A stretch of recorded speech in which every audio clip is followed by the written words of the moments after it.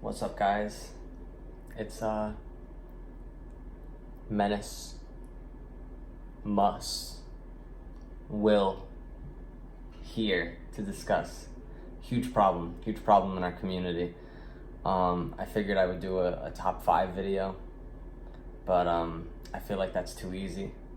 I really want to go in depth, talk about this, give my thoughts on this, because I feel like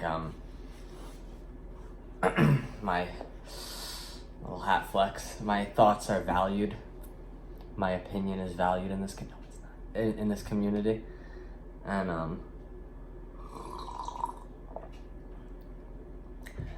I figured what better way to discuss this than with a YouTube channel. So welcome. I'm quite tired. I've been awake since 11 p.m. yesterday. It's 4:06 p.m. today, so bear with me. It's also the first video. I'm not going to give you a rundown of all the items around me besides the one that's kind of out of the focal point right here. It's the official movie adaptation of Spider-Man 2002. But that's in the past, right? We have to let go of that. Wrong.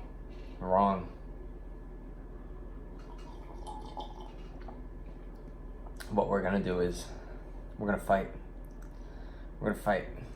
heart, mind, and soul about this. So what I'm really gonna be discussing today is why I believe that the fans will win if Spider-Man does indeed go back to Sony and is eradicated from the clutches of the mouse, Mickey, Disney. I'm gonna lean back a little bit, but I will project my voice just so we can get this rolling here. I'm kind of doing this no script. I figured it's fitting for the occasion, being that they don't really use scripts in the Marvel Cinematic Universe. As you know, everything's kind of improvised and bullshitted and half-assed, if you've seen, but that's not what we're here to talk. I mean, it is, but let's just jump right into it. So, I'm hearing all of this ruckus, all of this discussion online. It all started off about maybe 2-3 days ago. It's the 22nd now, if I'm correct. Should be the 22nd of August. And I'm pretty sure this occurred around the 20th or the 21st of August. Kevin Feige was acquitted, removed, eradicated, not working on Spider-Man with Disney anymore. He didn't really have his hands on it in Marvel. They kind of like separated, pulled the band-aid off, got rid of him. And I know he's done previous work in the other previous Spider-Man films in the trilogy, if I'm correct. I'm pretty sure he did. Don't quote me on it. Like I said, bear with me. I'm a little tired. I'm a little out of it. I have a scalding sunburn I'm recovering from, sun poisoning. But I'm just letting this roll. I figured, the only thing saving this video is my man-child knickknacks that are surrounding me. So that's all I have. The only thing I have left is Spider-Man. But joking. But no, and then we'll segue right into how you hear about the whole Feige thing, and you're like, all right, I was like, all right, whatever, like, fuck that guy, right? He just looks like, a dumbass, like, what kind of asshole wears a baseball cap, right? Indoors and outdoors. And I thought, I didn't really think much of it. And then I hear about this Sony Disney deal, and I didn't understand. Sony gets a bad rap right off the bat, because of the whole dealio, the whole thing with Spider-Man 3, and how they had their hands in it. The involvement was too much between Avi Arad and the merchandising prices, and you know, they were over involved. They overextended into Sam Raimi's work. Excuse me. And a lot of people were upset about that, and they, you know, it left a bad taste in their mouth, to say the least. And I never really bash Spider-Man 3. I never really think much of it, that it was really that bad.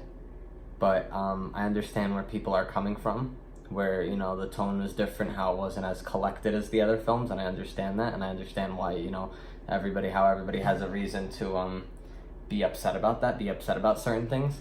But don't let that ruin Sony as a whole. You know, Sony did bring us The Amazing Spider-Man 1 and 2. You know, and they also worked on Homecoming, if I'm correct. They had some involvement in it.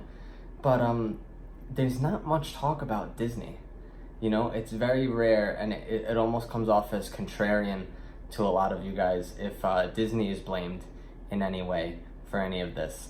You know, they're a humongous, like, they're a conglomerate, they're a monopoly, they're a humongous company, yet Sony, which is typically, you know, known for their electronics, primarily known for their electronics, you know, their films, of course, their, you know, Sony Pictures, but their electronics primarily, is getting bashed for this deal, as if they really had power in this. Now, you know, you got to think, you know, think of it as a fight, almost, you know, a duel, to, you know, for lack of a better word.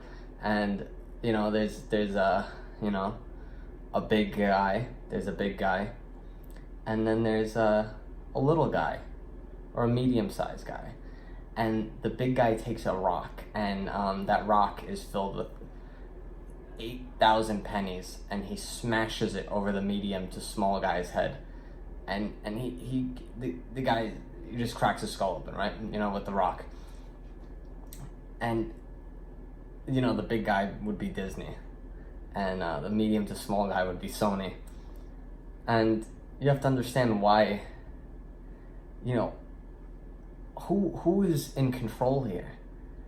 Who's in charge? You know, which next leads me to the deal as a whole. From what I heard, the profits, Sony wanted about 50% of the profits, as to where Disney would be getting, obviously, 50% of the profits.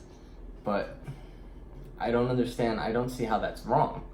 You know, they both worked on it together. If anything, Sony brought Spider-Man on a silver platter to Disney. I understand that, you know, they had and they bought it, and they had the rights to it, and, you know, Sony was just as quick to, or they're just as quick to take it away, just like that, you know. And I don't see why that's wrong. I'm just, like, I understand, you know, this is the next part that's really gonna pull it all together, but I understand that would be taking our beloved Tom Holland out of the Marvel Cinematic Universe. But what I don't understand,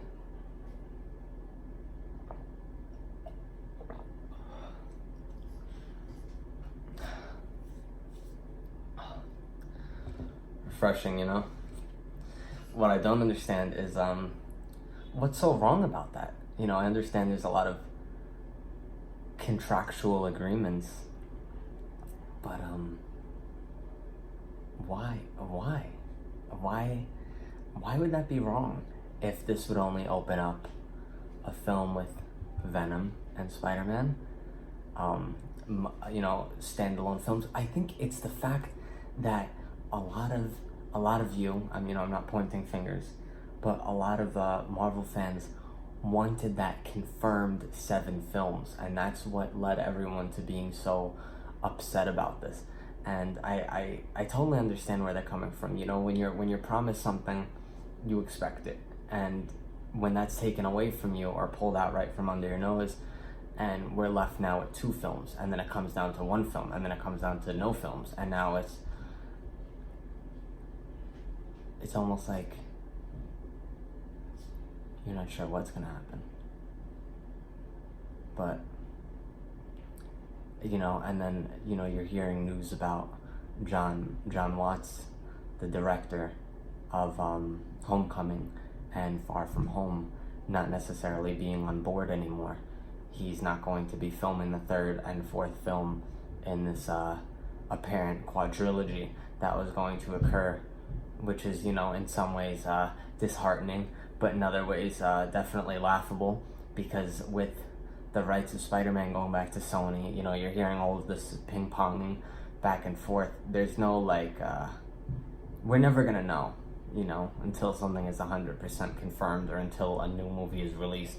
That's when we will know 100% where the rights are, where the power lies, within this mess of companies fighting for this one character here.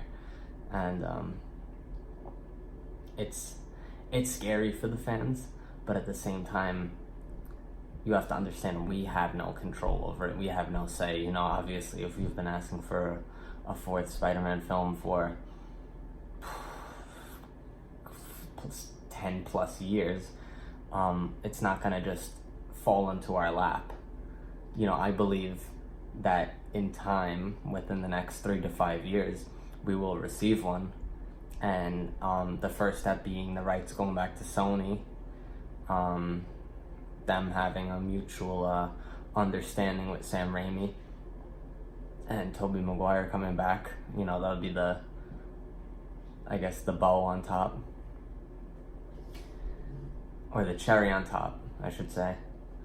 That's what would, make all of this happen. But you also have to take into consideration that Tom is still here to stay. A lot of people are used to him. A lot of people still want him, so they're going to find a way to incorporate him, no matter what, in this mess, this tangled web, if I may. But yeah, it's a little bit of a messy thing. Obviously, it took me 6 to 8 minutes, almost 10 minutes to get here. There's so much more to talk about. There's like a 20% this and a 30% that, and in terms of who's getting what money, who's getting what cut of this, and who's getting what cut of that. But I don't think we should really be focused on the numbers. I think we should be focused on what's actually going to be happening in these movies. And I'm hearing rumors now about a Spider-Man PS4 based film that's supposed to be in the Venomverse, the Venomverse being Tom Hardy's Venom universe, which I think is very interesting. If you bring John Nubniak into it, however you pronounce his name, it would be exciting.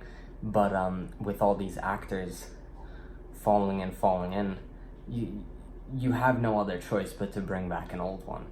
And I think with Into the Spider-Verse, being a movie, and a second one coming out, that's a lot of animation, which only leads me to believe that we might be able to get our hands on a live action as a sequel rather than an animated.